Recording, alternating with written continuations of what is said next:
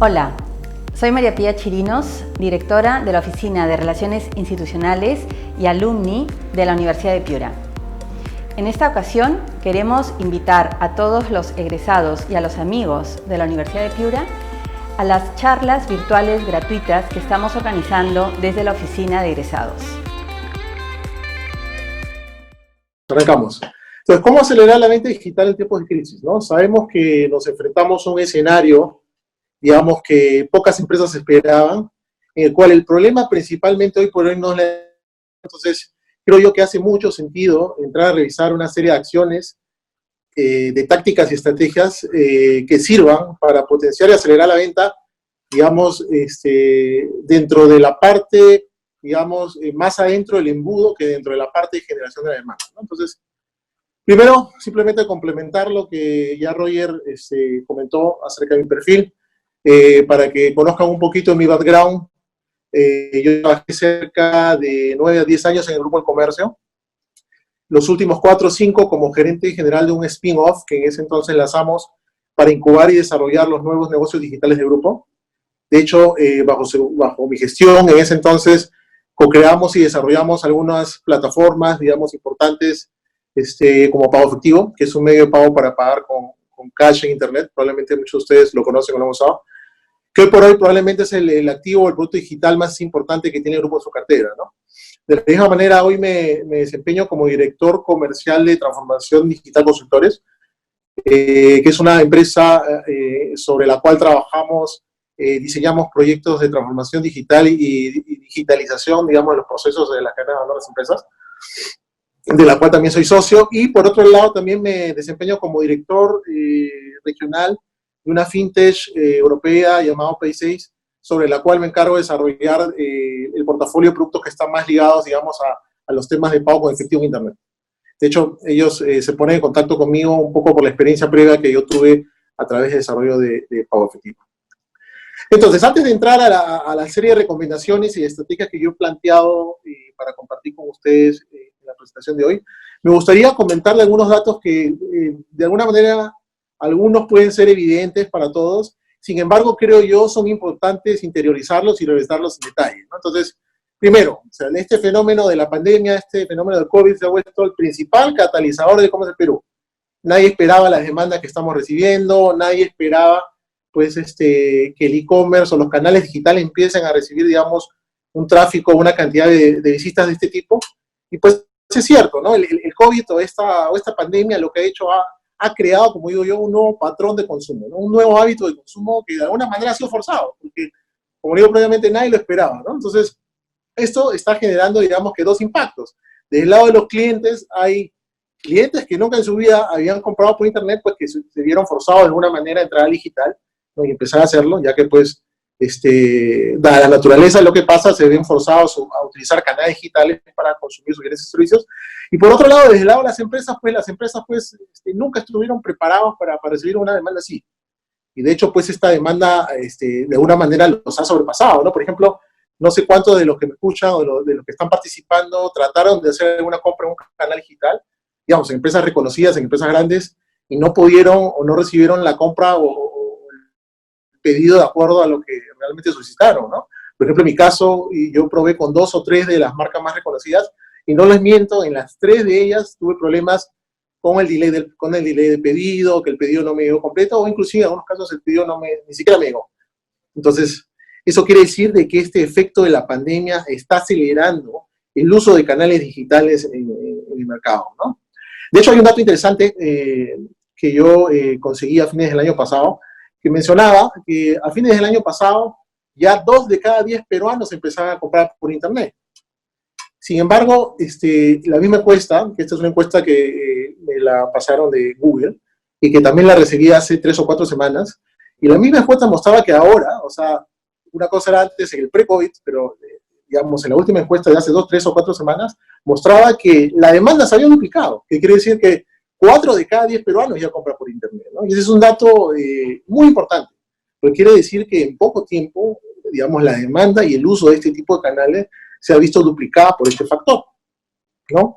Y de hecho es algo, como digo yo, la agenda digital pues pasó de ser un tema que estaba en el directorio, que estaba en las empresas, pues para tocarlo, digamos, cuando haya tiempo, para mediano, largo plazo, y pasó, pues ahora se ha convertido en un tema, pues, de cortísimo plazo, ¿no? De plazo inmediato, ¿no?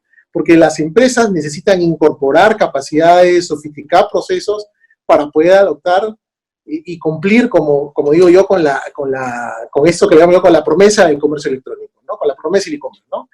En ese sentido, pues, la confianza en el canal es importante, ¿no? Entonces, algo que siempre digo yo, la promesa del comercio electrónico es poder hacer que el cliente tenga una experiencia eficiente y agradable en algún canal de e-commerce y que le llegue lo que pidió en el plazo en el cual lo sugirió o lo seleccionó. Entonces, puede sonar tan simple como eso, pero en realidad no es tan simple de cara hacia los procesos que hay por atrás.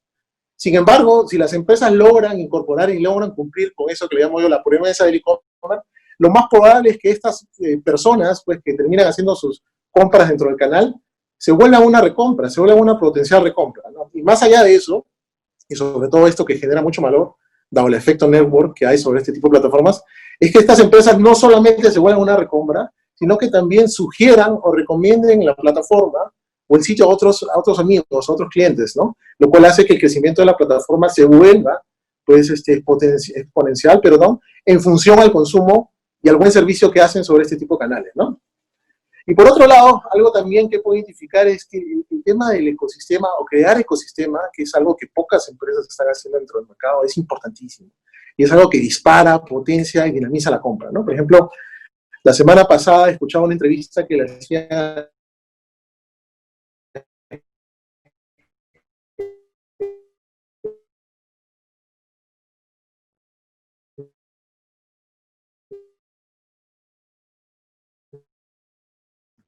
Hola, Cristian. Se detuvo un poco.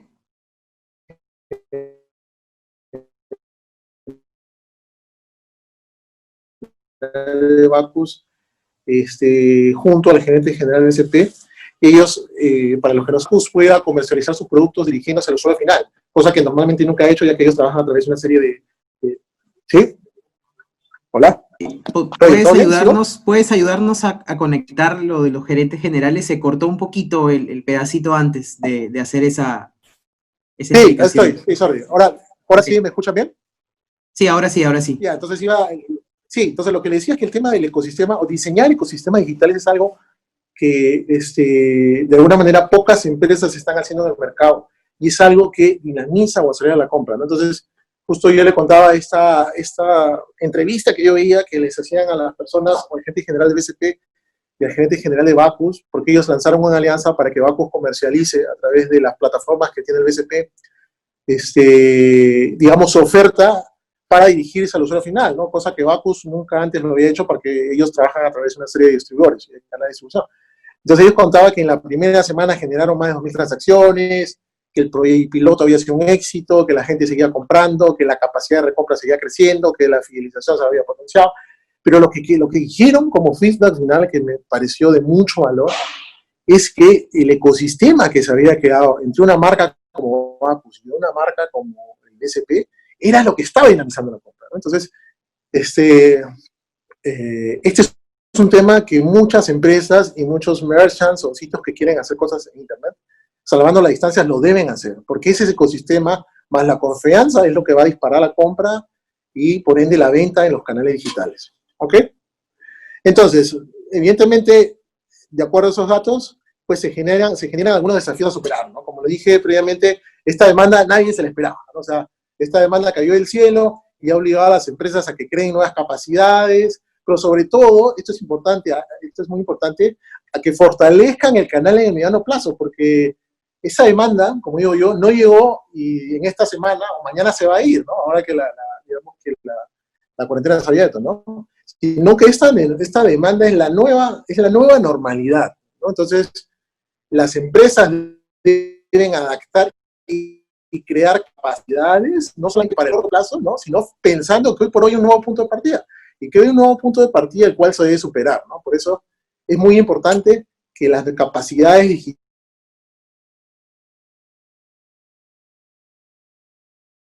sean desarrolladas por estas empresas.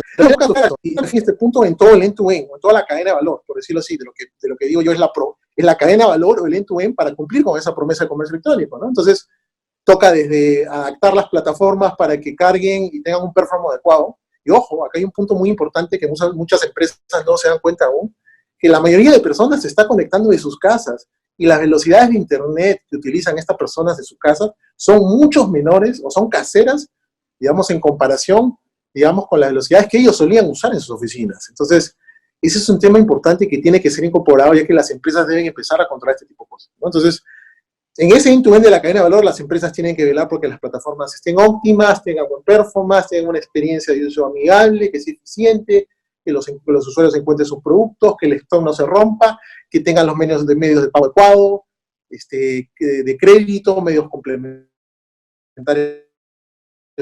En este tema del fulfillment o del optimismo o del reparto, pues se entregue como debe ser, ¿no? Entonces, no quiere decir que sea fácil, pero sí hay una serie de cosas por trabajar para que esta promesa de comercio electrónico pues sea eficiente.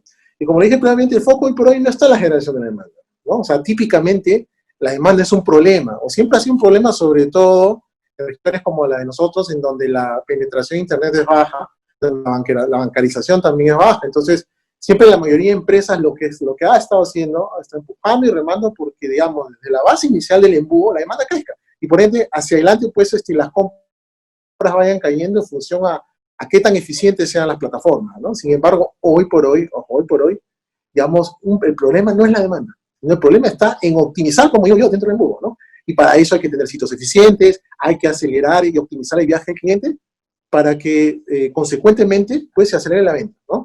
De hecho, la otra vez escuchaba, por ejemplo, una entrevista que le hacían a alguien de la Cámara de Comercio de Lima, y me gustó una frase que dijo. Ellos decían, oye, las empresas, lo que está pasando hoy por hoy en el mercado es que las empresas se encuentran en un cyber permanente. No sé si los que me escuchan saben lo que significa el cyber, pero para que tengan una idea, el cyber es la campaña, digamos, publicitaria de e-commerce más importante del año. Entonces ellos dicen, en estos últimos meses, pues las empresas se encuentran en un cyber permanente porque están recibiendo tráficos o visitas históricas, ¿no? Entonces, en ese sentido, como digo yo, las empresas, o uno de los principales desafíos de las empresas, está en ponerle foco en usuarios nuevos. ¿Por qué? Porque las empresas se tienen que dar cuenta que no los están visitando sus mismos usuarios que les hacían la recompra, sino que hoy por hoy las empresas empiezan a recibir una proporción, digamos, de usuarios nuevos mucho mayor a la que normalmente venían a recibir, ¿no? Entonces, como yo digo, ellos tienen la bala de plata, ¿no? Como digo yo. ¿Por qué? Porque si los usuarios tienen una buena experiencia, lo más probable es que regresen, ¿no? Y mejor aún, lo más probable es que regresen y recomienden el sitio. Y se cree todo este efecto network que tiene la capacidad de usar las plataformas. Pero por otro lado, si la experiencia es mala, pues estos usuarios irán. Y lo más probable es que también se vayan a la competencia. Y finalmente, un punto, digamos, como desafío, que también lo menciono, es la capacidad del músculo logístico que hay para atender todos estos temas, ¿no? La otra vez hablaba con unos actores o gerentes importantes del rubro retail, de telco, del retail, de supermercados, y ellos me decían, oye, Cristian, lo que está pasando, digamos, en la última milla del servicio, es que todos competimos por la misma capacidad de reparto. O sea, los actores o los proveedores de reparto y de delivery son los mismos. Entonces, ¿qué es lo que pasa? Si yo mejoro mi proceso desde arriba en el embudo, mi sitio bueno, es eficiente, está preparado para recibir 50% más de tráfico, al final, cuando llego a la última milla del embudo, la búsqueda final, cuando tengo que hacer reparto, lo que voy a tener que hacer es compartir, digamos, recursos o capacidades con los que todos comparten. Entonces, ese es un punto bastante peculiar, digamos, del mercado. Sin embargo, también he visto por ahí, la otra vez leí alguna nota en gestión que mencionaba que algunos de estos couriers se estaban preparando para dar ese salto y crecer, ¿no? Pero inclusive en este último tramo hay oportunidades. Porque, por ejemplo, en otros países, digamos, los merchants o los e-commerce no se conectan directamente con los proveedores logísticos o reparto, sino lo que existe son plataformas intermedias, como especie de carriers, que lo que hacen es intermedian para hacer más eficiente el proceso, ¿no? Por ejemplo, si quiero enviarle un pedido a Surco, y esta plataforma dice, ok, esto va a Surco, a la avenida Camino del Inca 234, y lo que hace es tirar requests hacia los couriers, y dice, ok, ¿quién me da el tiempo de entrega más rápido? Y en función a eso van optimizando, digamos, el proceso de compra, que hace más eficiente el proceso de las plataformas de e-commerce como hacia los usuarios finales, ¿no? Entonces, para ya entrar en materia de recomendaciones, lo primero que siempre digo, saltar de la analítica a la acción. Pocas empresas tienen la capacidad de asociar acciones específicas a un determinado consumo de información, como le llamo yo, a un determinado patrón de navegación. De hecho, en términos de analítica, en términos sencillos de analítica digital, el mercado ha crecido bastante, hay mucha especialización al respecto, muchos profesionales que están revisando este tipo de cosas, pero en donde veo que hay un gap importante es que las personas o las plataformas no utilizan la analítica de manera inmediata, porque la analítica, digamos, utilizada de manera inmediata sirve mucho más. ¿De qué me refiero? A que se utilice, por ejemplo, web tracking que hacen los usuarios en un portal para sugerir cosas en tiempo real, ¿no? Y ahora vamos a ver un par de ejemplos, pero ¿qué cosas se podrían hacer, digamos, con plataformas que te den esa analítica y te permitan saltar de la analítica a la acción? Pues cosas tan simples como que, por ejemplo, si un usuario se encuentra más de un tiempo promedio viendo un producto, una ficha, lo que hacemos es, pues, le lanzamos un pop-up en el sitio, on-site, dentro del sitio, diciendo, oye, te asesoramos, hacemos esto, ese tipo de cosas, digamos, saltar de la analítica a la acción, veo que es algo que no se hace mucho. Y es algo que no se hace mucho y es algo que sirve, sobre todo dentro del embudo, para buscar esa optimización o esa aceleración del viaje del cliente digital. Entonces, por ejemplo, ¿no? Estos son un par de casos que hicimos alguna vez con algunos clientes, en los cuales nosotros acelerábamos esa clicabilidad o ese ratio de conversión en función a lo que el usuario hacía en el sitio, a través de mensajes o banners on-site, como digo, banners sobre el mismo sitio, ¿no? Por ejemplo, en el caso de Kia, lo que definimos es, oye, si identificamos que un cliente está viendo tal producto o tal vehículo por un determinado periodo de tiempo, lo que hacíamos es lanzarle una especie de banner con la forma de un botón de cotizar para que lo siga después del minuto 6, ¿no? O después del determinado periodo de tiempo seteado.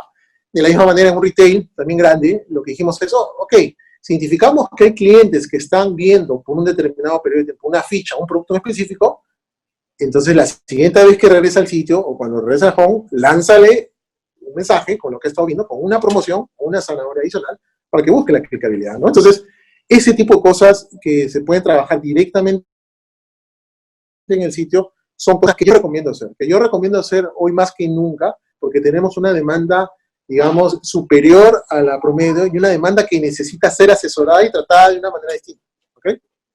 Entonces, eso como primer punto. Segunda recomendación, segmentar, pero sobre todo automatizar.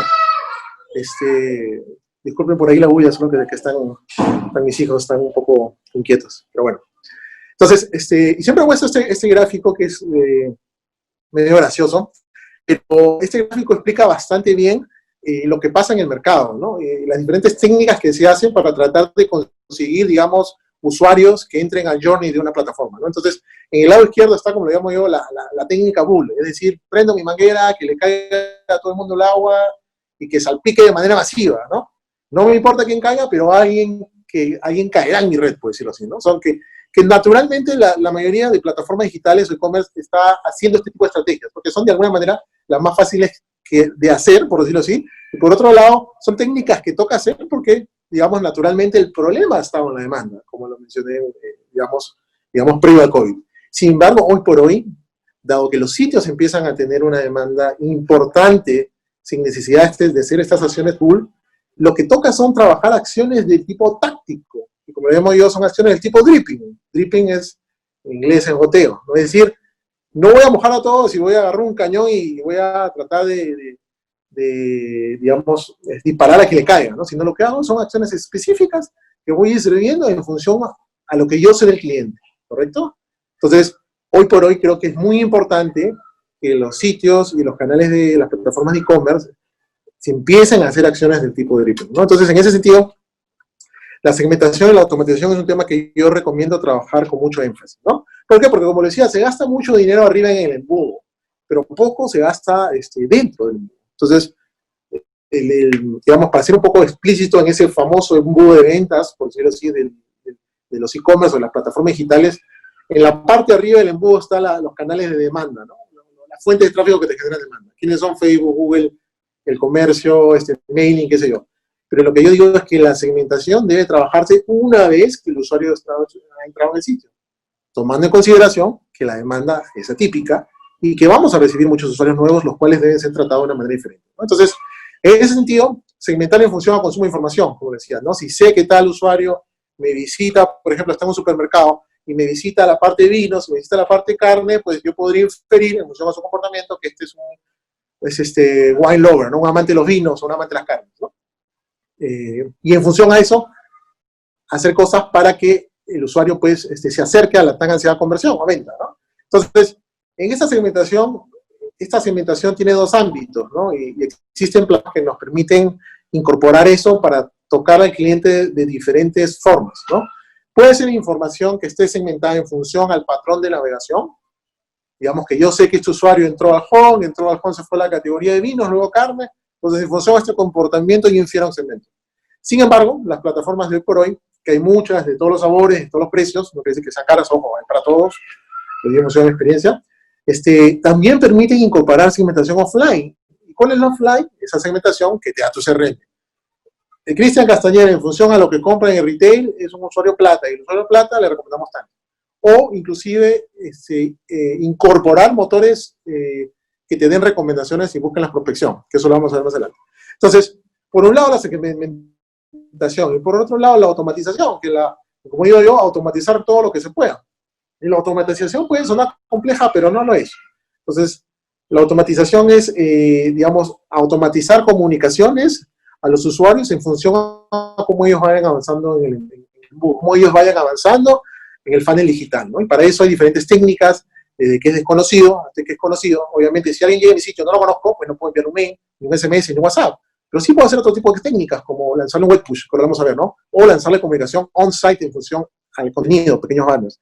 Entonces, esa automatización es clave, porque por un lado va a permitir reducir tiempos y esfuerzo para poder lanzar comunicaciones digitales al cliente, y por otro lado va a terminar acelerando, digamos, o incrementando los ratios de conversión, ensanchando esa boca final del embudo, ¿no?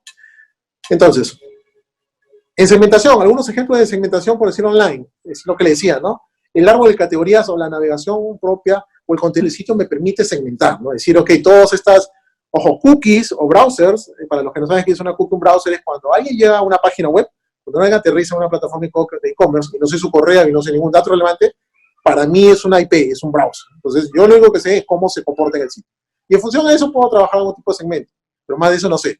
Entonces, lo que puedo hacer es segmentar en función a cómo se consume. Y de esos ejemplos hay muchos, ¿no? Los amantes de la cerveza, o por ejemplo, si entra alguien que yo no sé si es hombre o mujer y me ve una máquina de laseado, una secadora, puedo inferir de pronto que podría ser un segmento mujer y de un segmento de tipo millennial. Entonces, ese tipo de cosas se pueden hacer con la navegación online.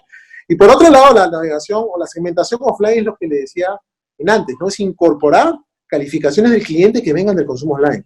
Entonces, todo esto lo que nos da es una segmentación 360. Y ahorita voy a poner un ejemplo que les puede gustar. Y por otro lado, incorporar motores de recomendación y prospección. Por ejemplo, nosotros trabajamos con un cliente que ellos han definido un motor de recomendación en función al consumo que hacen sus usuarios en la tienda física. De tal manera que ellos saben, oye, Cristian Castañeda, en esta semana del mes, lo más probable que te compre es 3 vinos y un paquete de carnes, ¿no? Entonces, lo que ellos quieren es incorporar esa información de segmento y juntarla con información de segmentación online, de tal manera que a través de canales digitales yo pueda servirle información a mis usuarios de acuerdo a estos tipos de segmentos. Entonces, imagínense que yo soy un usuario de Plaza Vea en el ejemplo. Entonces, o yo soy un usuario nuevo. Yo entro a Plaza Vea, consumo, estoy buscando cervezas, y de pronto la plataforma me categoriza como de segmento de amante de la cerveza. Y de pronto al día siguiente la plataforma incorpora información de segmento offline, que dice, oye, Cristian, en 2 semanas va a incorporar o va a consumir este tipo de productos. Entonces yo regreso a la plataforma y en un determinado periodo de tiempo me registro en el juego de correo, ¿no? Entonces, al momento de registrarme, la plataforma lo que dice, ok, Cristian Castañeda, que tiene tal tipo de segmentación online, que pertenece al manda, en el mundo offline tiene los siguientes productos recomendados. Entonces la plataforma lo que puede empezar a hacer es servir no solamente productos o digamos, información relacionada a la segmentación online, sino también recomendarte en función a tu hábito de compra offline. Entonces eso es poderoso, ese tipo de segmentación 360 es poderosísimo. De la misma manera, la automatización es clave, ¿no? Y para esto hay muchos ejemplos. Digamos, un ejemplo que es bastante conocido es, por ejemplo, el famoso carrito abandonado, que necesidad de tener un equipo de que te cree newsletter, de que construya HTML, de que ponga la foto del producto. Este tipo de cosas pueden ser incorporadas a través de plataformas de manera muy fácil. Entonces, si alguien, por ejemplo, si yo sé que un usuario llegó al último paso del embudo, por ejemplo, en lo que muestro el ejemplo del lado izquierdo, ¿no? El usuario conocido, y quiso comprarse el Huawei no sé cuántos y no lo hizo, pues automáticamente la plataforma debería después de un periodo determinado de tiempo lanzarle, oye, no te olvides, no abandones la compra, que aquí está, ¿no? O inclusive soltarle una promoción. Pero eso es en el ejemplo del lado izquierdo. Pero también podemos automatizar sobre usuarios, sobre clientes que no conocemos, sobre cookies. Entonces, ¿cómo se puede hacer eso? A través de otra serie de técnicas. Por ejemplo, no sé si han escuchado ustedes los formatos de comunicación tipo web push. Este formato, ¿cómo funciona? Tú entras, por ejemplo, a la página de Plaza Vea, según el ejemplo que tenemos, y te dice, ¿desea usted recibir notificaciones? Y si el usuario le da sí, automáticamente la plataforma, en este caso el e-commerce, tiene la posibilidad de lanzarles pequeños web push o banners que funcionan de manera horizontal al browser. Es decir, tú le das una aceptación al browser, por ejemplo en Chrome. Entonces tú puedes estar consumiendo, digamos, puedes estar leyendo una noticia en gestión o en el comercio y de pronto te llega un web push o alguna información que tú consumiste en una navegación previa en el sitio, ¿no? Entonces, por ejemplo, una de las navegaciones que solemos hacer con algunos clientes es decir, si un usuario que no conozco entra y busca un producto, en este caso la cocina, y me da a aceptar en el web push, lo que yo puedo hacer de manera posterior es lanzarle un web push con el producto que en su momento estuvo viendo, ¿no? De tal manera que busque que el usuario le haga clic a ese web push, que es teledirigido, o sea, ese web push tuvo información que el usuario estuvo viendo previamente para regresarlo al embudo, ¿no? Entonces, ese tipo de técnicas se pueden hacer. Tercer punto, la orquestación. Y siempre menciono esta lámina porque en orquestación está gente. Mucha gente dice, yo automatización, yo hago mailing, yo hago WhatsApp, yo hago SMS, pero en realidad el valor para acelerar la venta, disparar por sí, digamos, el camino del usuario del cliente está en la orquestación, ¿no? ¿Y en la orquestación del qué? En la orquestación de dos cosas principalmente. Del avance del usuario en el embudo, o sea, de cómo avanza el usuario en el embudo versus la forma en la cual le voy a comunicar, ¿no? Entonces, esta orquestación tiene como, y para esto, digamos, son plataformas también que permiten trabajar estas cosas, pero lo que hacen es incorporan, como dije previamente, y por eso mi exposición partía de la analítica, luego iba a la segmentación, automatización, y como tercer punto de recomendación, la orquestación. ¿Por qué? Porque la orquestación lo que hace es toma estos elementos, ¿no? Es decir, toma la data online, la data de navegación, toma la data offline, se convierte en data 360, y lo que hace es la integra, ¿no? La integra, y lo que hace en el motor, en el engine, es construir segmentos y automatiza. De tal manera que el orquestador dice, ok, si un usuario llegó home y llegó a la ficha, se quedó en la ficha del producto, ok, ¿lo conozco o no lo conozco? Si lo conozco, ok, le enviaré un mail, le enviaré un WhatsApp, le enviaré un SMS. Si no lo conozco, probablemente me ha aceptado un opt-in del web push, le enviaré un web push con lo último que estuve viendo. Si no me hizo un opt-in y no puedo enviarle un web push, le mandaré un banner teledirigido o específico cuando esté navegando en mis activos, digamos, digitales, de tal manera que yo acelere y trate de incorporar ese usuario, digamos, hacia una venta, ¿no? Que se vuelva de un usuario al cliente. Entonces, esa orquestación es clave y pocas empresas lo están haciendo, pero existen plataformas también, de todo tipo, que permiten orquestar todo esto para saber cómo tocar al cliente en función a qué grado o en función a qué paso o a qué stage en el embudo se encuentra, ¿no? Obviamente, si se encuentra en una ficha o en un checkout, no lo voy a tratar de la misma manera como si se encuentra en el home o en el catálogo, ¿no? Entonces, algunas de las preguntas tipo que nos hacemos para poder entender a lo que está es, ¿cómo contacto a mi usuario, a la cookie o al cliente, si se encuentra en el paso 2, ¿no? Del embudo? Claro, ¿lo conozco o no lo conozco? ¿Cómo lo ataco, no? Y entonces, este tipo de preguntas son las que deberían resolverse con un análisis o con una implementación de este tipo, ¿no? Por ejemplo, para ya, esta parte un poco técnica, pero para ya llevarlos a un esquema más plausible, que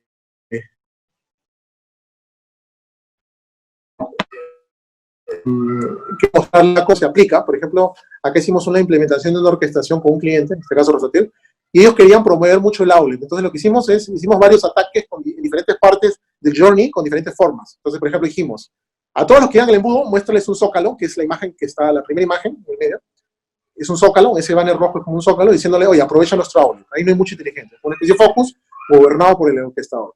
Luego, el segundo paso, si el usuario se queda después de 2 minutos en el catálogo, que es la imagen de abajo, muéstrale una especie de pop-up o de banner con el producto que más nos interesa impulsar, ¿correcto? De hecho, esto se puede ver mejor acá en el celular, no sé si me avisan si lo llegan a ver, pero por ejemplo, he puesto un videito, pero por ejemplo en el celular, la persona también pasaba más de un determinado periodo de tiempo el catálogo y en este caso promovíamos el uso del audio, ¿no? Entonces, se dan cuenta que vamos promoviendo formas de comunicación de acuerdo al grado o al nivel en el cual se encuentra el usuario en el sitio.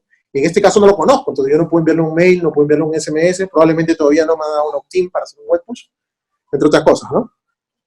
Y por otro lado, luego hacemos otras cosas. El home abandonado, que es el web push del lado izquierdo. Si este usuario me dejó un catálogo abandonado, pues lo que hago, le digo, oye, ¿sabes qué? Regresa, y en este caso creamos una comunicación de este tipo, ¿no? Demuestra todo lo que sientes, regresa y completa tu compra, ¿no? Y no conozco al usuario, ojo, ¿eh? Pero sí, el usuario me da un opt-in en su sitio, entonces tengo posibilidad de hacer un web push cross-browser. De tal manera que si el cliente en la mañana entró a buscar algo, en este caso Rosatel, y en la tarde se fue, pero me dio el opt-in y se encuentra leyendo noticias en gestión o en el comercio o en otro sitio, el web push le va a llegar de igual manera. Entonces lo puedo regresar en vivo. Y de esa manera, si se encuentra la ficha, también lo puedo, digamos, traer, ¿no? Siempre y cuando el usuario haya dado su opt-in. Ahora, si el usuario lo conozco y se ha quedado en el carrito de compras, y es el ejemplo de la mano derecha del email, obviamente ya tocan hacer acciones personalizadas, ¿no? En este caso, por ejemplo, hola Miguel, te quedaste en el último paso del embudo, por favor completa tu compra y tienes un porcentaje de descuento. Entonces, la orquestación, que antes la mostré, que es todo una especie de arquitectura de ecosistema, digamos, se ve plasmada en la comunicación o la forma de cómo hacemos el delivery de la comunicación y en función de cómo ese usuario o cliente avanza en el funnel, ¿okay? Cuarto, una cuarta recomendación es el tema del ecosistema. Y esto es algo que siempre menciono porque pocas empresas también están jugando en pared entre el digital y el contact center.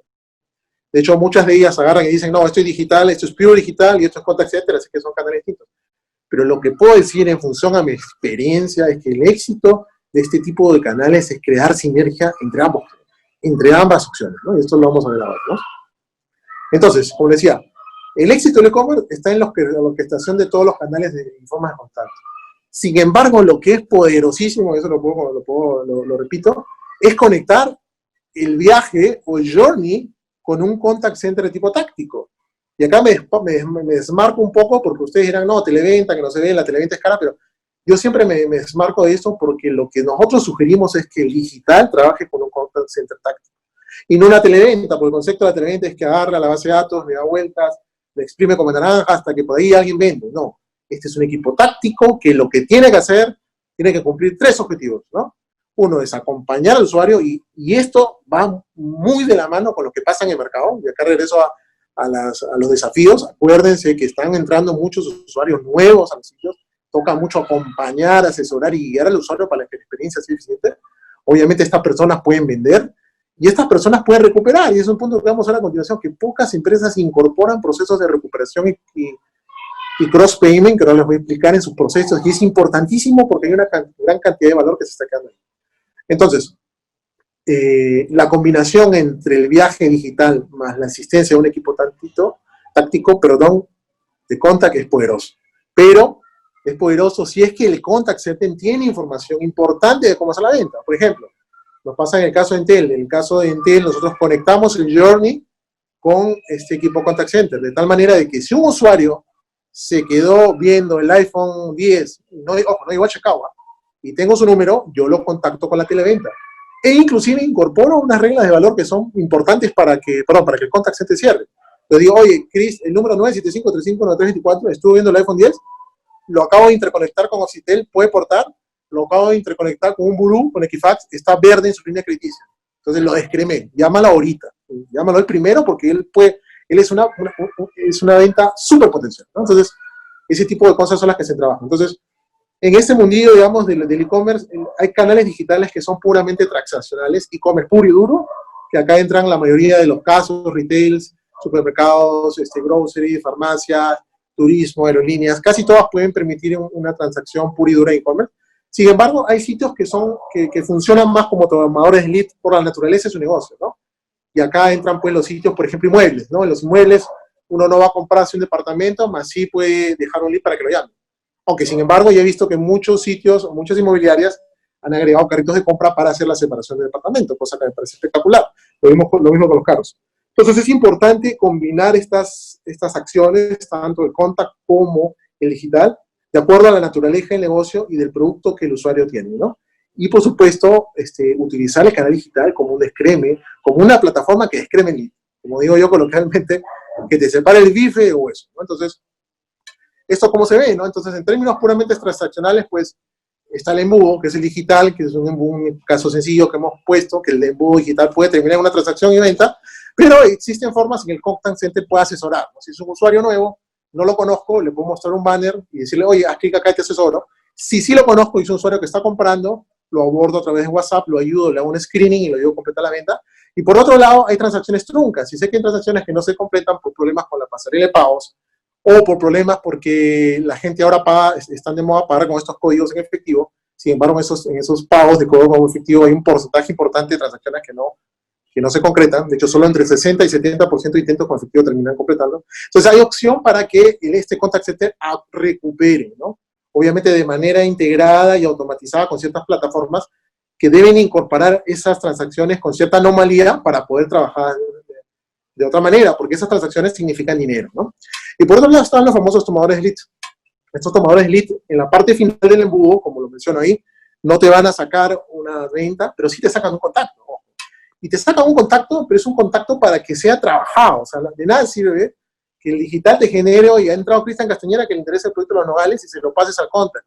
Y el contact center lo evalúe y digo, este pata no tiene un buen récord crediticio. Entonces, lo que hay que trabajar en este tipo de modelos es incorporar una capa intermedia que nos permita hacer este descreme lead. Y ese descreme lead para poder convertir ese lead en un smart lead. Entonces, para eso se pueden incorporar reglas de negocio, plataformas que nos dan información en línea. Por ejemplo, Equifax o Citel, les mencionaba el caso, por ejemplo, con una inmobiliaria, lo que hacemos es, no solamente atrapamos el lead desde el digital, sino lo conectamos con un buró, en este caso con Equifax creo que es. Entonces, antes de pasar el lead al contact center, y en el ejemplo que les ponía, decía, llega Cristian Castañeda, ha cotizado tal proyecto, he interconectado con el buró, Equifax me dice que está en verde, pucha, llámalo primero, ¿no? Porque así llegarán rojos y llegarán amarillos, pero obviamente el contact center lo que recibe es una información de leads priorizado, de tal manera que pueda ser selectivo y táctico para acelerar, ¿no? Por eso es que finalmente lo que hace el contact es, con esos hot leads y con esa priorización, asesora, y en este caso sí vende y recupera, ¿no? Entonces, este tipo de ecosistema entre el contact y el canal digital es importante para ambos tipos, digamos, de canales digitales. Finalmente, la recuperación y el cross-payment.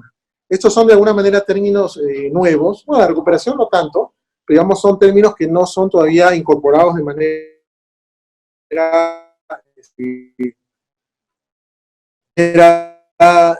ordenada, está dentro de los procesos de e-commerce. Y es importante hacerlo. ¿Por qué? Porque, bueno, todos sabemos que las pasarelas de pago no son perfectas en sus procesos de transacción, ¿no? Las tarjetas de crédito no están habilitadas para pagar por internet. Y esto pasa, aunque no lo crean. Me pasó a mí hace poco a mi esposa que cambió tarjeta de débito y quiso pagar por una aplicación y no podía. Creo que tenía que llamar al banco para que la habiliten, ¿no? O el usuario no conoce el famoso Verify by Visa, que hoy por hoy está funcionando mejor, porque a los que ya acostumbramos pagar por internet, pues no nos aparece esta contraseña, ¿no? Que es una contraseña que te pide, digamos, Visa o el banco para que se pueda hacer la transacción. Sin embargo, no nos olvidemos de vuelta que mucho o un gran porcentaje de las visitas y de los usuarios que tenemos en el sitio son nuevos. Entonces, debemos estar preparados para apoyarnos en este tipo de cosas. Por otro lado, hay problemas en la conectividad que son normales, latencias, y como dije en un inicio, latencias que ahora son más caseras, pues todo el mundo está en su casa. Entonces, las plataformas, tanto de e-commerce como las de medio pago, tienen que empezar a trabajar y testear sobre este tipo de velocidades de internet. Pero obviamente eso genera que existan problemas, ¿no? Y entre otras cosas, digamos, temas más ligados al usuario, falta el saldo, pues el usuario quiere comprar un televisor de 900 soles y tiene 800 soles.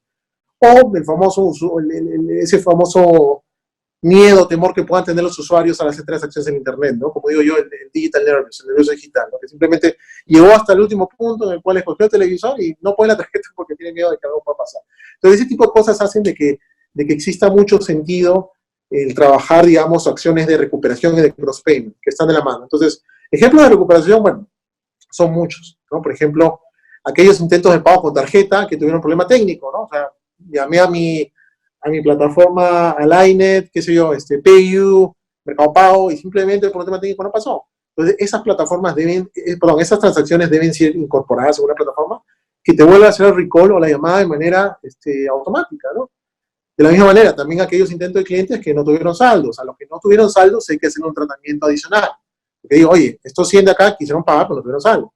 Entonces, lo que hago con ellos, trabajo la técnica del cross-payment, que ahora vamos a ver. Pero de vuelta, todo esto de manera orquestada y a través de plataformas que incorporen toda esta problemática de transacciones para que puedan ser trabajadas de manera más profesional.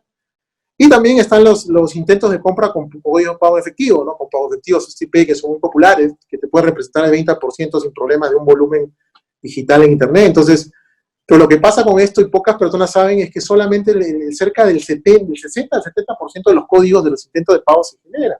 ¿Por qué? Porque obviamente en ese interín, en el interín entre que genera el código y lo pago, pues hay un gap importante, ¿no? O sea, alguien puede decir, oye, me voy a comprar un televisor, estando al mediodía y en la noche la mujer o la esposa le dice, ya has pagado esto, y simplemente la oportunidad se cae. Entonces, en mi experiencia puedo decir que el 70% de intentos de recuperación termina comprando. Entonces, lo que hay que hacer es adoptar y diseñar estos procesos para que funcionen de manera inherente a toda esa cadena de valor del e-commerce, ¿no?